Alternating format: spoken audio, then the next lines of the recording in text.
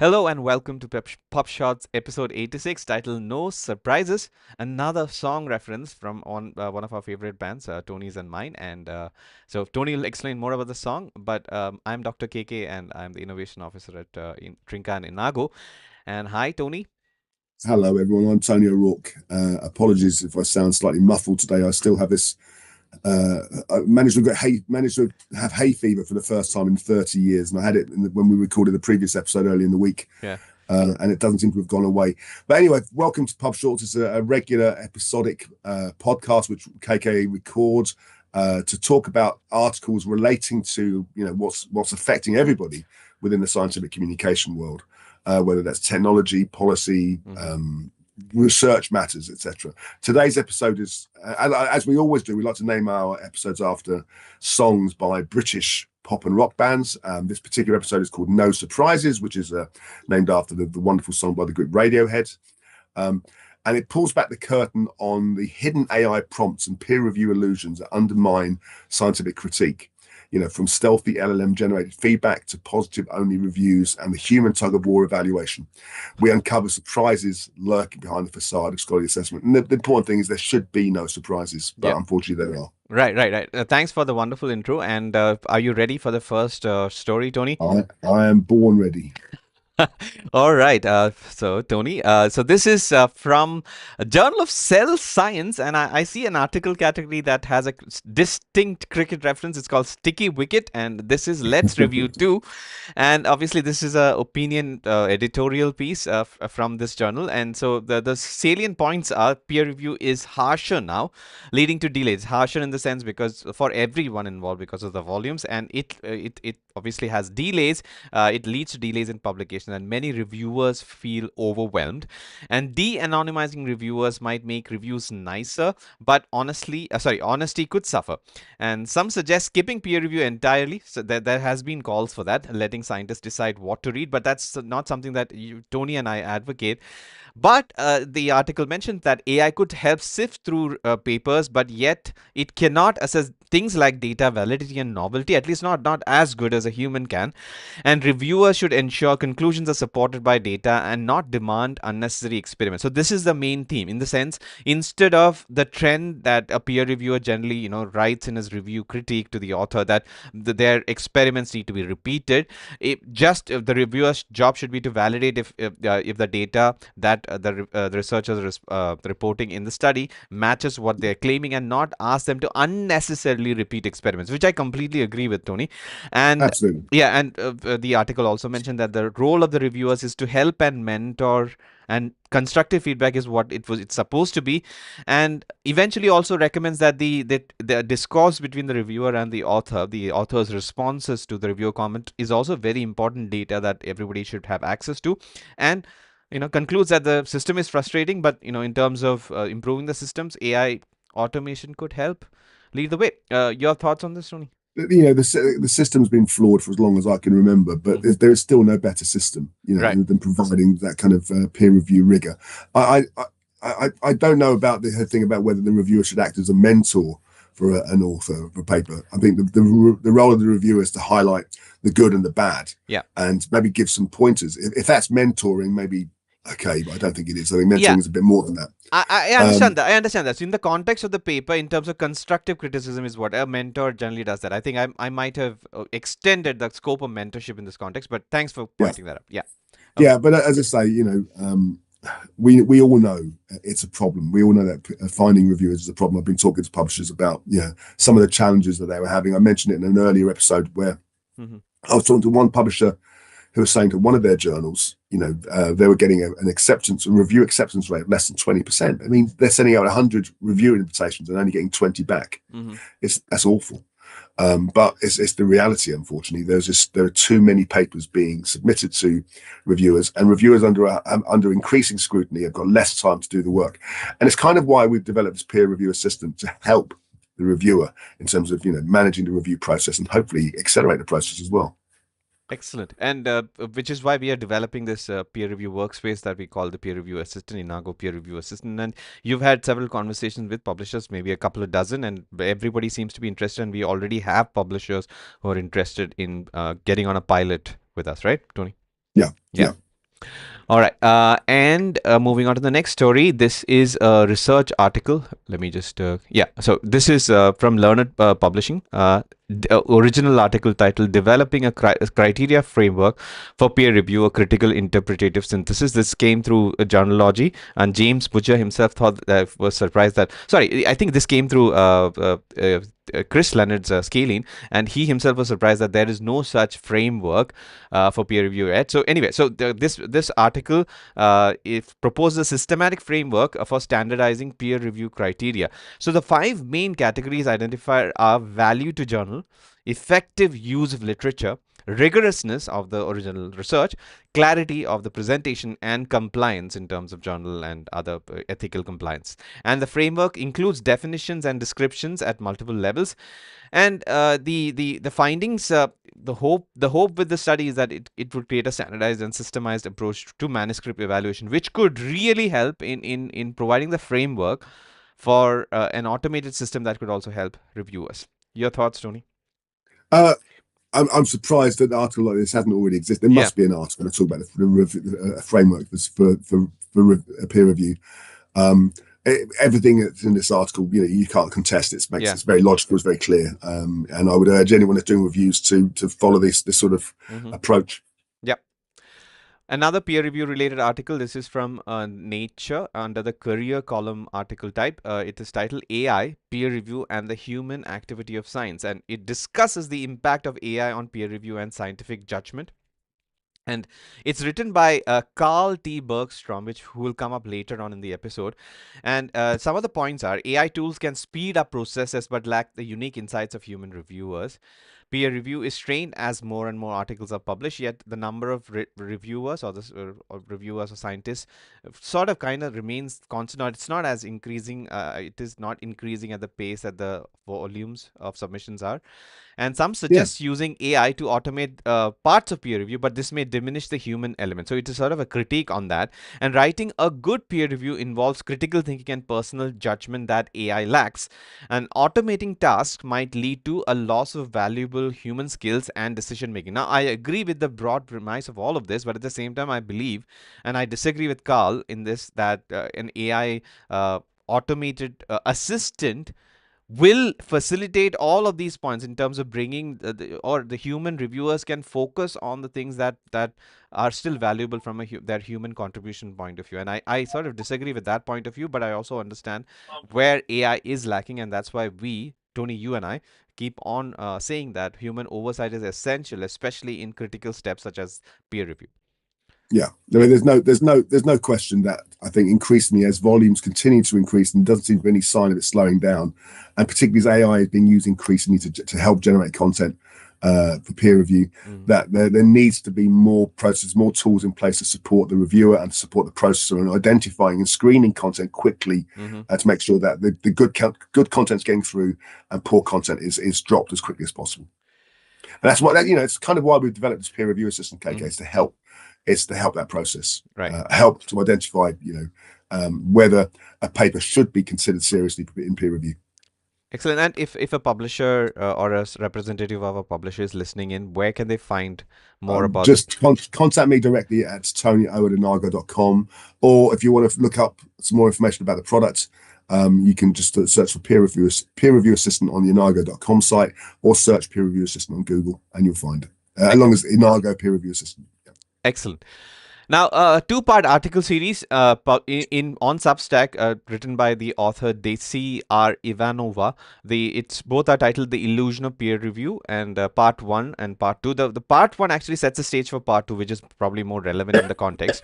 So, the author Ivanova is talking about issues with peer review process in ML conferences, that is machine learning conferences, and highlights a paper with exaggerated claims and flawed analysis. And the paper passed the conference peer review despite lacking statistical rigor, and the statistical methodology reported by the authors were not adequate, and yet it passed through it. And that is a main point. And the author questions the effectiveness of peer review in machine learning field, especially in the context of conference peer review. Any Mm. thoughts on it Mm. before I move to part two? No, let's go to the second part, and we'll Yeah. summarize it then. Right. So in part two, there's a larger sort of broader discussion on the issues in the peer review process. There are the article highlights two types of bad science, which is categorized into clearly flawed papers and misleading papers.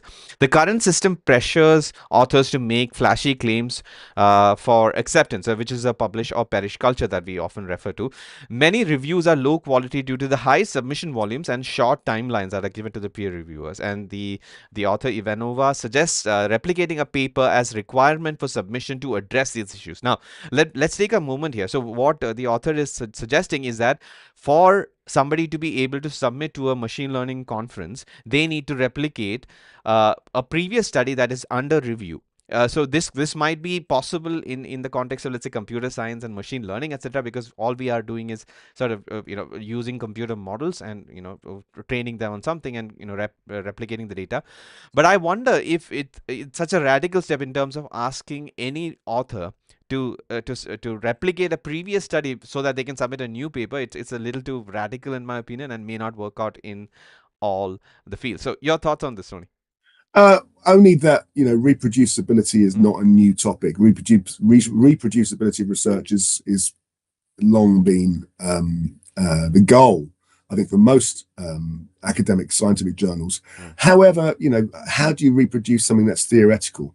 How do you reproduce something that is purely a theory? Or it's not going to work in every single case. But I think, again, anything that will screen the content sensibly and highlight what the good paper, the valid paper, and pull out those ones that are clearly flawed.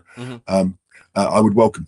And this is why in terms of screening papers, some of these aspects, in terms of whether it is clearly flawed or if the statistical methods used are robust, these are very difficult questions that only a human can evaluate 100% right now. But at the same time, yeah.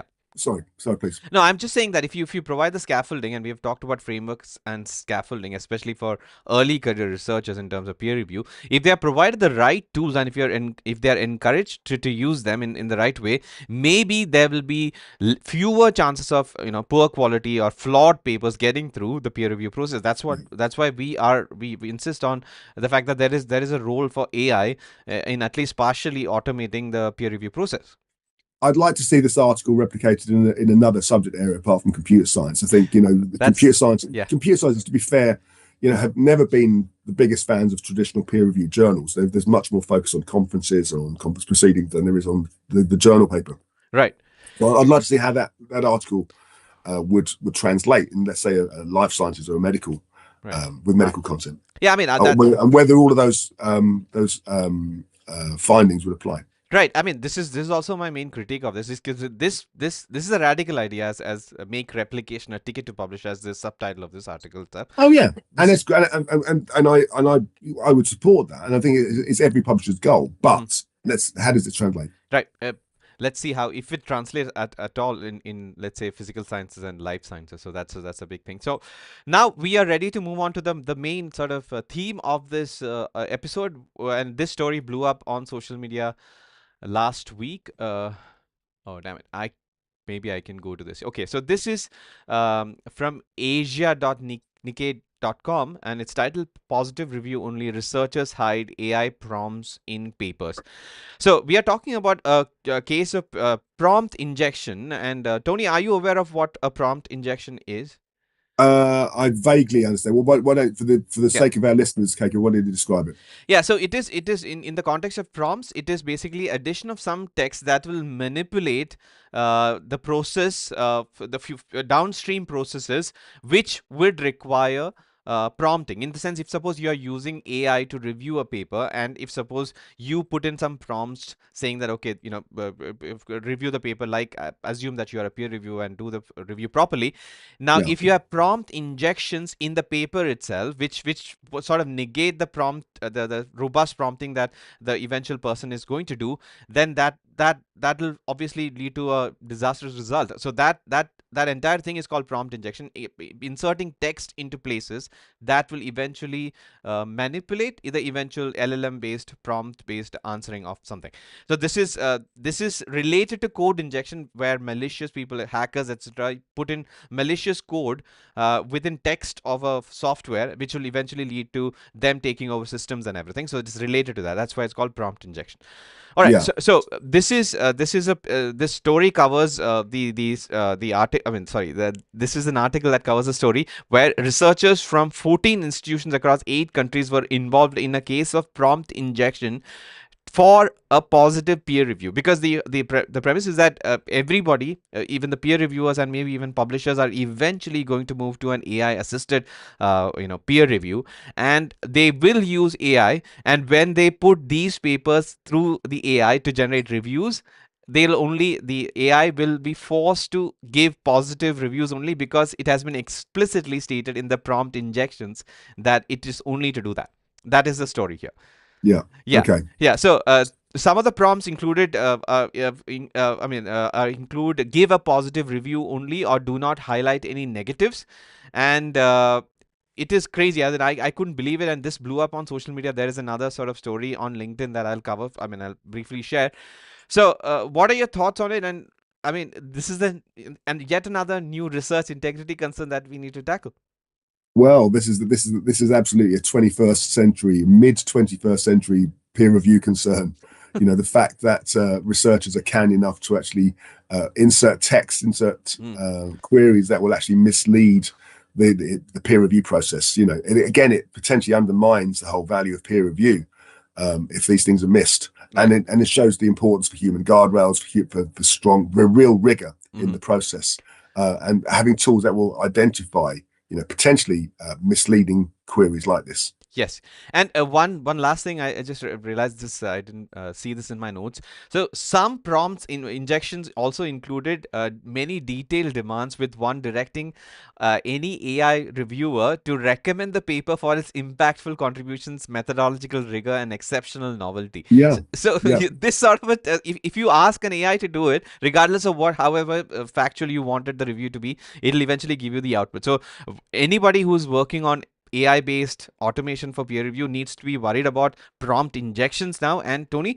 our team is already working on it, and we are confident to have something out as part of our technical checks and research integrity checks within the next week itself. Something that will help publishers detect prompt injection. So that we are very excited Yeah. about it. And Yeah. every publisher now, most publishers now are asking authors to insert impact statements in Yeah. their submissions. You know, and although I'm sure every author thinks their paper is the best thing in the world, you have to screen the wheat from the chaff. You have to be able to pull out the stuff that really has meaning, that really has value, and the stuff that's really not going to change the nature of the science at all. So there has to be some kind of scoring process Yep. and screening process. Right. And a related story, which was very popularly shared on LinkedIn. It's from Ethan Henley, and it's about the same paper. And do not highlight any negatives. This is basically prompt injection that we're talking about. But Yeah. it also discusses the art. I mean, this post discusses the problems. The reason why these are there is because of the publish or perish culture. So we need to also fix some of the aspects that lead to such, let's say, malicious actors using such malicious tactics to generate a positive review. So that's another Yeah. thing that we need to consider. Anyway, so moving on to, I think, the last main story that we have. This is an archive preprint titled "Can LLMs Identify Critical Limitations Within Scientific Research? A Systematic Evaluation on AI Research Paper." So this is very interesting. The paper introduces, Tony, something called Limit Gen, which is the first systematic benchmarks for LLMs to generate and evaluate critical research limitations across 4 aspects. Methodology, experimental design, results analysis, and literature review. So Limit Gen SYN, probably starting for synthesis, uses synthetic perturbations on 500 archive NLP papers, natural language processing, while Limit Gen Human mines 100% reviewer written weaknesses from ICLR 2025, yielding a total of approximately 2,000 examples. And so some of the parameters included in the human evaluations are faithfulness, soundness, and importance. And things are evaluated, and eventually it is found that retrieval augmented generation yields the largest gains in experimental design critiques by grounding the LLMs in related literature, while literature review limitations remain the hardest to capture. So this is a sort of an advancement in terms of harnessing the power of LLMs to identify limitations, because we've discussed in past episodes, LLMs are LLMs cannot simply understand what are the gaps in a particular research paper. They can do a thorough review of what is presented in the text, but they Yeah. cannot go beyond it. And Yeah. such methodologies and research is required for going to that step, where LLMs can help at least reviewers address limitations by going through such, using such models, so that reviewers can see at least some of the things that the LLM is surfacing. Any thoughts on this, Tony? Really, no. Struggling to understand the paper, Mm-hmm. if I'm honest. But I think ultimately anything that will reinforce kind of the value of the research paper Right. is good. And I think if it can help to highlight possible gaps in the paper, then I'd be very interested to see how this will develop.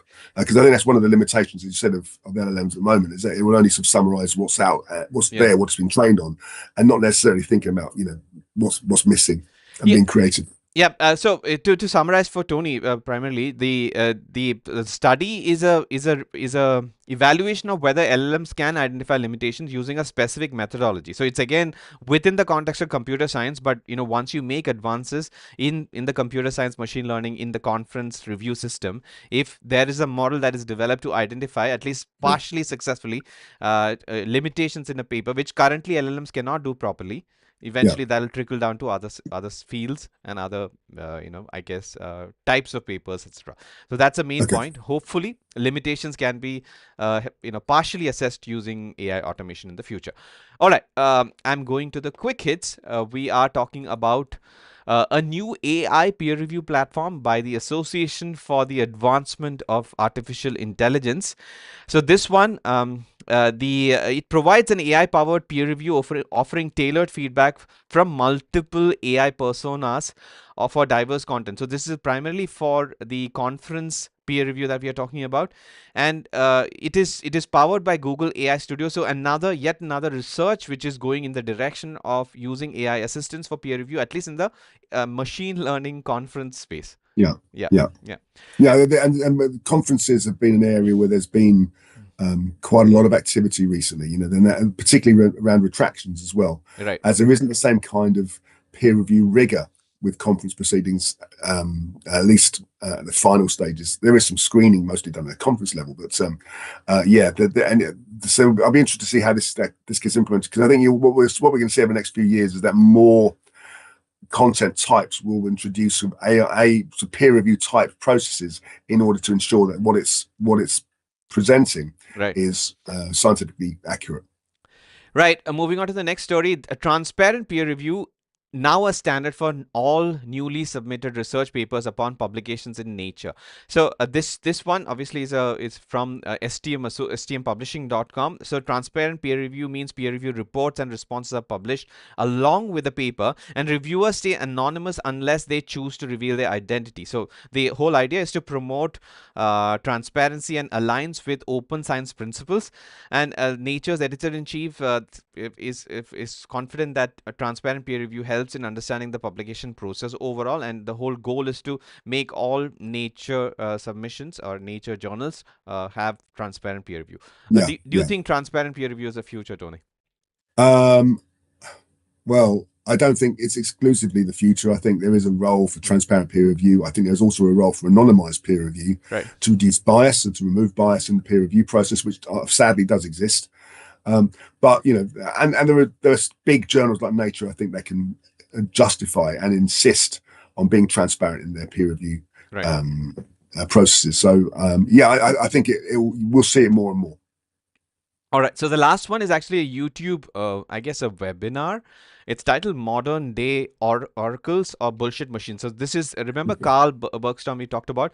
So We mentioned him earlier, didn't we? Yeah. yeah, so he was interviewed by I guess somebody from University of Sydney, if I'm not mistaken, and the whole conversation is a very interesting conversation on the use of AI, LLMs especially, and whether University of Washington, isn't uh, he is from there. I think the interviewer was from there. Is what I understand. I forget. Anyway, he? Mm. so this is he talks as in Bergstorm talks about a course called Modern Day Oracles or Bullshit Machines, basically for students to understand what LLMs are in Yeah. actuality and how they can use, which is in Yeah. line with responsible AI, and obviously argues for the fact that LLMs are not as intelligent as they may seem, but they're just predictors, word predictors, glorified word predictors. But the whole idea is to blend in this awareness and use critical thinking while evaluating AI generated outputs, for example, to ensure that students, they need education about all of this. And this is a wonderful sort of a webinar to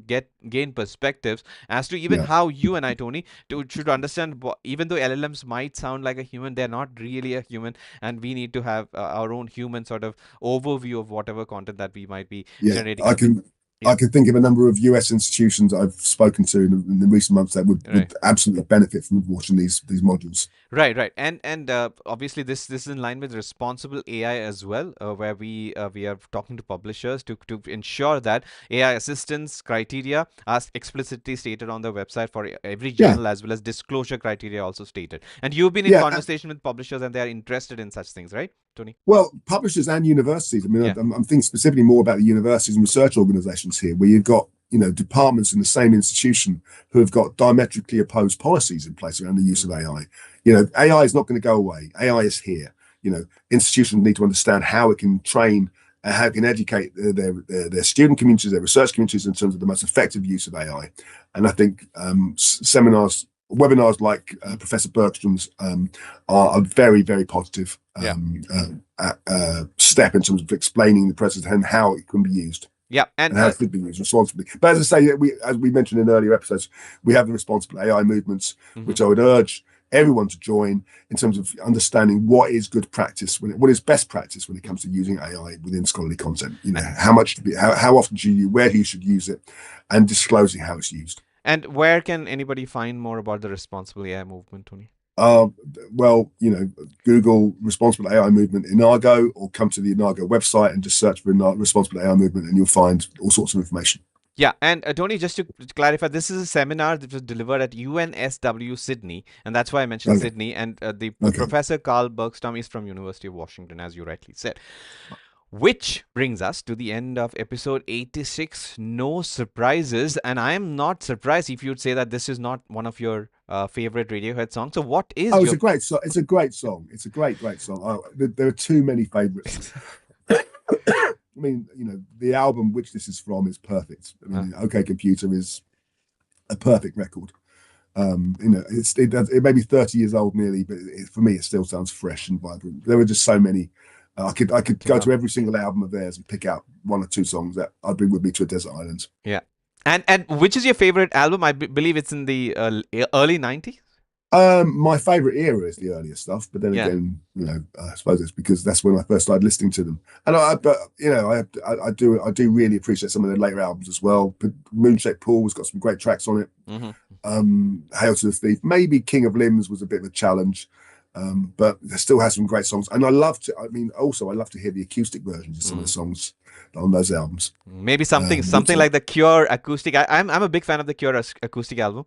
Well, no, I'm thinking more like there's a record called It Could Be Wrong, which is a live album, or It Could Mhm. Be Right. I can't remember what it's called. And there's this just piano only version Oh, of okay. like Spinning Plates, Right. which is just phenomenal. Hmm. Okay, that's Takes that's out all the electronica.